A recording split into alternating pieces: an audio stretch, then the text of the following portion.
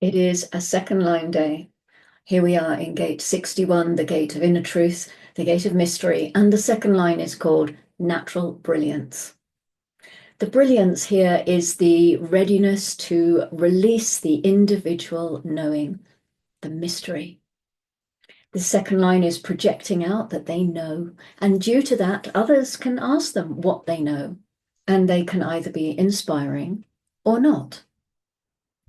This is me. This is my solar return today. And I get 3 birthdays this year. My solar return today, my birthday is in a couple of days' time. And I'll be celebrating 7 years in human design come April. There's my first cycle. So that's 3 cakes this year. Oh, and then Bear will have his birthday, so that'll be another cake. So excellent. And if it's not on the same, excellent, maybe 5 cake, a 5 cake year. When you come to the second line, you come to projection, projecting out the quality of the hexagram. So here you have somebody who projects out that they are naturally brilliant. They are projecting out that they know, and they can be very inspiring. The 61-2 is an inspiring line, but second lines can be paper tigers. They can project out their brilliance, but they may not live out or live up to that performance. This is a mind that is exploring in its own environment outside of influence. It is others who see that as natural brilliance. Others, not those who carry it. Second lines are not aware of what they're projecting out. The first, second, and third lines, because they're not transpersonal, because they are focused on the gate process, they all suffer from the limitation that they are dependent on others. They may well have an open head and so will always need others to connect them and bring them definition, bringing out the potential that is there inside them.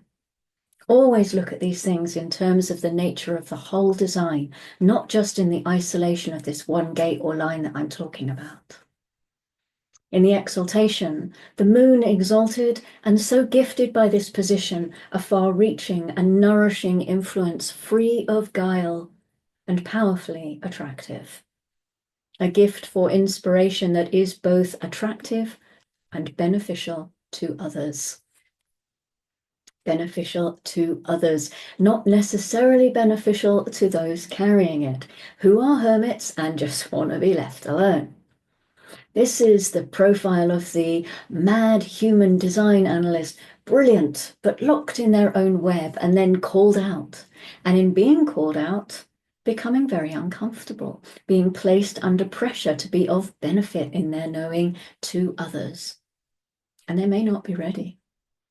Second lines can be very insecure, never feeling that they know enough, always wondering what the other sees in them. Because they don't know, they can't see it for themselves. Here is someone who is automatically putting out this projection that they know, and the knowing is inspiring for others.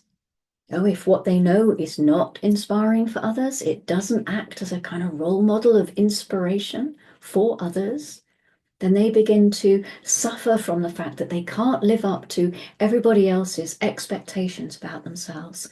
And they begin to wonder who they are and why it's that way, and why don't they really know what they are supposed to know. In the detriment, that in early recognition of its influence becomes ego-obsessed with maximizing its effects, a delusion that any inspiration deserves recognition. Imagine you have a child with the 61-2. Somebody asks them a question and they give a wonderful answer. There is now the expectation that they can always give wonderful answers. And not only that, but they themselves get into that projection and assume that they can always give wonderful answers until the next time when their answer isn't quite so wonderful, and that delusion gets smashed. When somebody connects to you, you say out of the inspiration, oh, I know such and such. And the other comes in with that 24 and they get so inspired and they try to bring that into rational form. And when they do, Oh, there's such joy for the 61 that the knowing has moved on one mutative step and it's become a realization. And then, because they go through that experience of having that happen to them once, they think that everything they know deserves to mutate. Not everything deserves to mutate, and not everything deserves recognition. Second lines can always be paper tigers. Looks like a bear, smells like a bear, but in the end, not a bear at all. That's why it's so important to be educated in our second line aspects. So the grounding to the natural brilliance of the 61 in the second line is gate 62 in the second line of restraint. And these are people who don't know that they have a gift for detail. You might pull it out of them, and they would be as surprised as you are by what you might get. But when you're sharing your inner knowing, the restraint may help you discern the right timing. Timing is so important in the individual process.